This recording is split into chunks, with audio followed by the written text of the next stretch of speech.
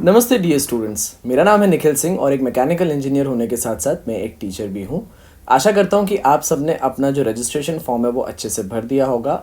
अब बहुत सारे स्टूडेंट्स की क्वेरी ये आ रही थी कि ये ई स्क्रूटिनिटी या ई ग्रीवेंसेस जो एफसी सेंटर के थ्रू में आ रहा है, ये बेसिकली क्या चीज़ है और कैसे हम लोग को समझेगा कि ग्रीवेंस वगैरह कैसे भरना है।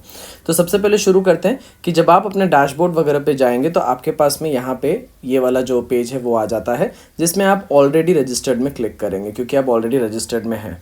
उसके बाद में जैसे मान लीजिए मैंने यहाँ पे आपको एक एग्जांपल दिया है, आपके डैशबोर्ड के ऊपर में हो सकता है लिख के आएगा your application form is completed and send to FC. Application कैसे भरना है यहाँ पे देख लीजिए, and send to FC for e verification या e scrutiny, it will be verified soon.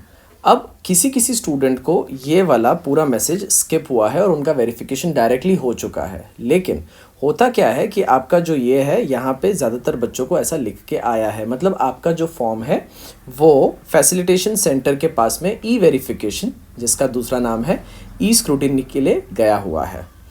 अब मान लीजिए बच्चा देख लेता है कि भाई मुझे अचानक से रियलाइज़ हुआ कि अच्छा मैंने फॉर्म में शायद ये वाला मिस्टेक कर दिया है, और अभी आपके एफसी ने आपका फॉर्म लिया नहीं है चेक करने के लिए, अभी खाली गया हुआ है।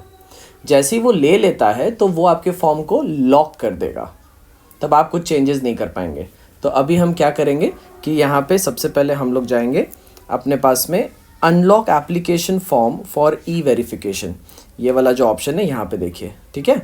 अब जैसे ही आप यहाँ पे जाएंगे तो आपके पास में ऑप्शन आएगा एंटर योर पासवर्ड, और वो वेरीफाई करके आप यहाँ पे क्लिक कर देंगे। अब मान लीजिए कि अगर आपके पास में जो भी चेंजेस करना था आपने कर दिया, तो आपके पास में लिख के आ जाएगा your application form is picked for री ई verification and locked, it will B री वेरीफाइड सून। अब अगर आपका जो एफसी ने इसको पिक कर लिया तो ये लॉक कर देंगे, तब आपके पास में ना ये ऑप्शन काम नहीं करेगा, ठीक है। आप इसको वापस से अनलॉक करके जो ये वाला है, ये वाला option unlock application for e verification, ये नहीं कर पाएंगे। तो आपने बेसिकली जब तक वो पिकअप नहीं करते आपका केस, तब तक आप उसको फिर से वापस से वहाँ पे जाकर ठीक ठाक कर सकते हो, लेकिन एक बार पिक हो गया तो वो लॉक हो जाता है, ठीक है।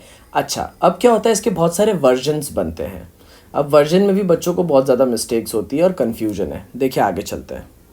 मान लीजिए अगर उन लोग ने आपका फॉर्म पिक कर दिया और सब सही निकला, तो your application form is verified and confirmed, please check the acknowledgement. तो एक्नॉलेजमेंट जो है वो आप यहाँ से चेक कर सकते हैं, इट इज़ वेरीफाइड, फिर आप प्रिंट आउट ले सकते हैं। एप्लीकेशन के बाद में उसका एक्नॉलेजमेंट जो है वो बहुत इंपॉर्टेंट हो जाता है। अब देखिए ये तो एक चीज़ हो गई। अब हम आगे बढ़ते हैं। मान लीजिए कि अगर आपका ग्रीवेंस आ गया, मतलब अगर उन्होंने ना कुछ वहाँ पे डिस्क्रिपेंसीज निकाल दी, कुछ प्रॉब्लम्स निकाल दिया, तो क्या होता है।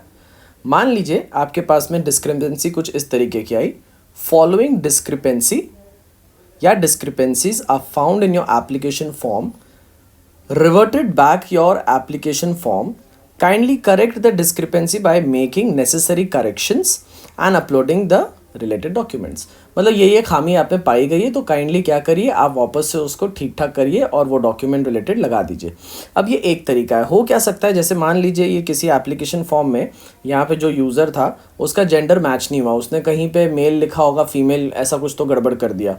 तो यहाँ पे remark bye the FC officer क्या आया, जेंडर नॉट मैच। तो आपको यहाँ पे एडिट का ऑप्शन आता है। ये एडिट के ऑप्शन में अगर आप क्लिक करेंगे तो आप जाके वहाँ पे जो भी रिक्वायर्ड डॉक्यूमेंट्स है या जहाँ पे भी वो मिस्टेक हुई है, आप वो चीज़ जाकर ठीक कर सकते हैं।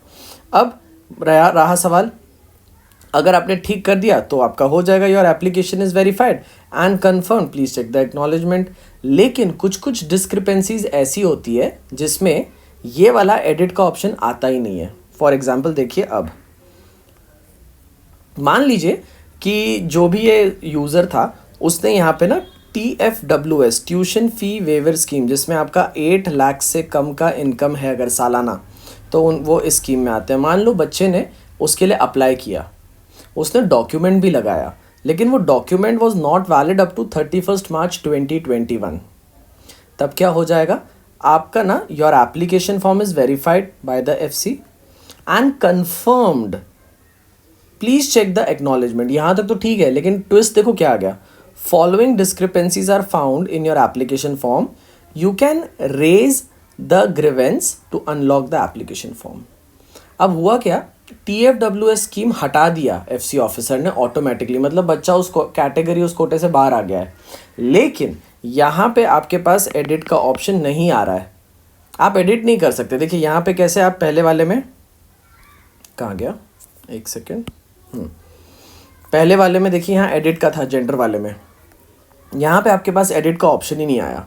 लेकिन फिर भी अगर आपके पास में TFWS का डॉक्यूमेंट है तो आप ग्रीवेंस राइज कर सकते हैं, एडिट क्लिक नहीं कर सकते। अब ग्रीवेंस यहाँ पे आपके पास में सेंड ग्रीवेंसेस, तो क्या करना होगा आपको, देखिए जैसे ही आप यहाँ पे सेंड ग्रीवेंसेस वाला जो ऑप्शन है, अभी अगर मान लीजिए आपने यहाँ पे एक्नॉलेजमेंट ये चेक किया कि एक्नॉलेजमेंट जो है वर्जन के हिसाब से क्या है आपका, तो आपके पास में ना ऐसा पेज खुल जाएगा। उस पेज में यहाँ पे लिख के आएगा अप्लाइड फॉर TFWS नो, और यहाँ लिख के आएगा you have not submitted the required documents. ऐसा वो लोग लिख के आपको दे दिए, उन्होंने आपको TFWS से भी बाहर निकाल दिया। लेकिन आपके पास डॉक्यूमेंट है तो आप क्या करेंगे, आप उसको ग्रीवेंस राइज करेंगे कि नहीं भाई मेरे को यहाँ पे डाउट है, मेरे पास है डॉक्यूमेंट।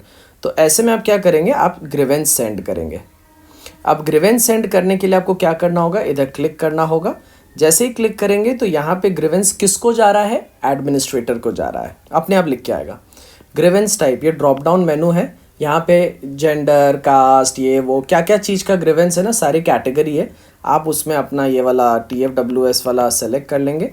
सब्जेक्ट आप वही लिख देंगे कि आपके पास में TFWS के अगेंस्ट में वहाँ से आया था problem and I am reapplying for it. और उसका यहाँ पे चूज़ करके अटैचमेंट जो 31 मार्च तक का है वो आप अटैचमेंट डाल दीजिए, और ग्रीवेंस का कुछ डिटेल्स डाल दीजिए जो आपको वहाँ पे बोलना चाहते हैं आप, ठीक है। तो यहाँ पे सेंड ग्रीवेंस कर दीजिए।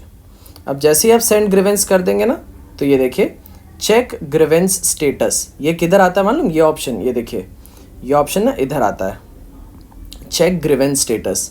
जैसे आप ग्रीवेंस राइज करेंगे ना तो यहाँ पे आप ग्रीवेंस का स्टेटस चेक कर सकते हैं। अब देखिए इधर ना बहुत सारे वर्जन्स आ जाते हैं, ये बहुत सारे वर्जन्स आते हैं। अब होता क्या है ना, कभी कभी बच्चा एक बार फॉर्म भर दिया, FC सेंटर में अभी तक फॉर्म आपका पिकअप नहीं हुआ है, तब तक वो 2-3 बार करेक्शन कर देता है ग्रीवेंस डाल डाल के। अब इस चक्कर में क्या होता है, जितने बार करेक्शन करोगे उतने बार नया नया वर्जन बनते जाएगा। आपको लेटेस्ट वर्जन हमेशा चुनना है। अब लेटेस्ट कैसे समझ में आएगा, तो लेटेस्ट वर्जन आप टाइम देखो, टाइम देखो, ये 9 तारीख का फॉर्म है और ये 10 तारीख का फॉर्म है, और यहाँ टाइम भी आ जाता है। ये सुबह ये इधर यहाँ 10:50 पे किया हुआ है, देखिए आप टाइम देख रहे हैं ना, लेटेस्ट वर्जन। ग्रीवेंस कभी कभी क्या होता है, आप बार बार चेकिंग नहीं भी कर रहे हो, वहाँ FC सेंटर में आपका फॉर्म जितने बार खुला होगा, जो भी चीज़ चेंजेस किए गए होंगे, तो आपके वर्जन्स बनते जाएंगे। आपको कोई टेंशन नहीं लेना है, वर्जन कितना भी बनने दो, आपको लेटेस्ट जो वर्जन है टाइम के हिसाब से बस उसी को व्यू करना है।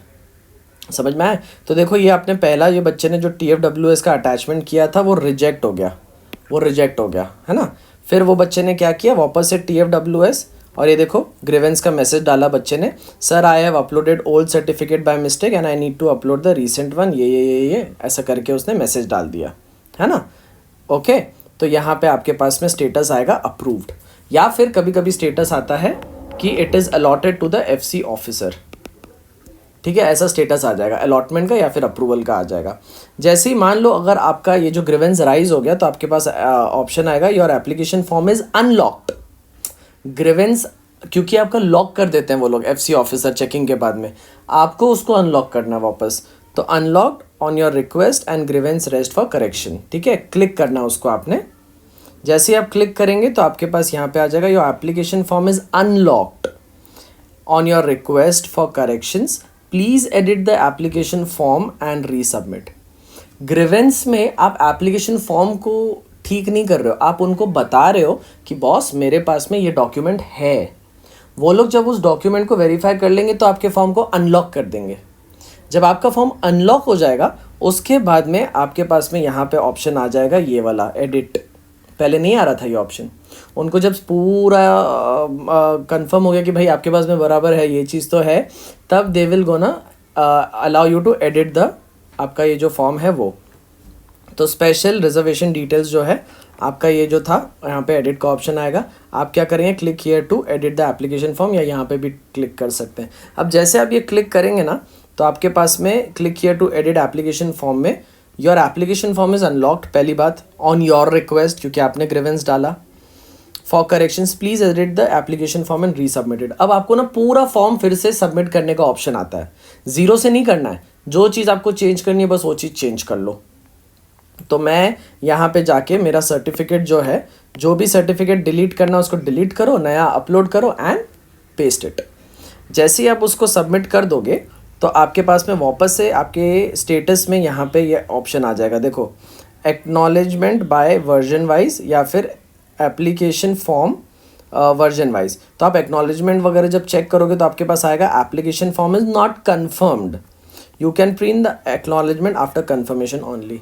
मतलब अब ये प्रोसेस फिर स्टार्ट हुआ, आपने ग्रीवेंस राइज किया, उन्होंने अलाउ किया, आपने फिर एडिट मारा, एडिट करने के बाद में जब आप उसको फिर से वहाँ पे डाल रहे हो तो फिर से ये प्रोसेस के लिए वापस वो एफसी में जाएगा, वो फिर से पूरा फॉर्म चेक करेगा, फिर आपको बताएगा। अगर आपका ग्रीन लाइन आ गया, ग्रीन लाइन जो लास्ट में रहता है ना कि हमारे पास में your this thing form application form is correct and ये वो, तो वो ग्रीन लाइन पे अगर आपका आ गया लिख के, कैसा ग्रीन वाला मैं बताता हूँ आपको।